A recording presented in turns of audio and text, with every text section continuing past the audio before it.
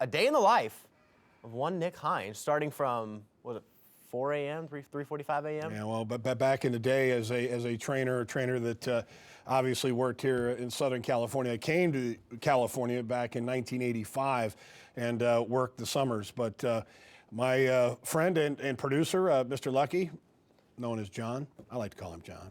He's a Patriots fan.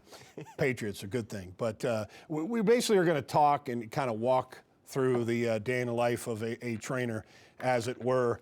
And, of course, those early morning hours, maybe not so much more in my life these days, but you never know, Caleb, you never know.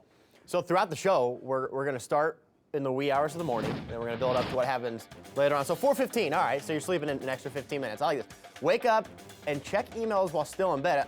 Isn't that one of the rules about getting up early and being kind of the morning bird, is to be able to get out of bed before you start the day? Oh, I guess. Are you multitasking? I think rolling over. I think what it comes down to in this day and age, with the fact that you can get an iPad, or say, for example, your iPhone, you can check your emails rather quickly. Now, for me to actually drag my PC out of my home office into bed might be a difficult task. But for the most part, you want to get caught up in the scheme of things on, say, for example, inquiring owners, hey, how are my horses doing, and such. And so you kind of get your day going that way. Any email updates as far as horses that may potentially be in. But that's racing, claimants type horses. But I think you're just kind of looking to get yourself into stride. Now, usually the trainers go for the cup of joe. Iced tea?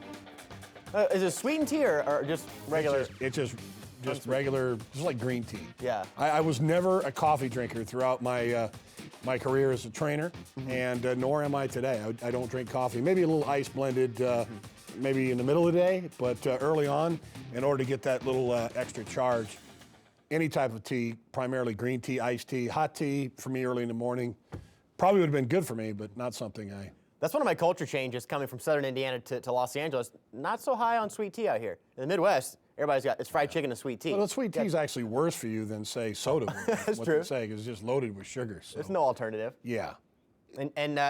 So we also saw there taking the temperature of the horses. Is that, you got to do that every single morning? Or Absolutely. Yeah. Well, unlike we as humans, obviously being able to talk, horses kind of exhibit by way of how well do they eat.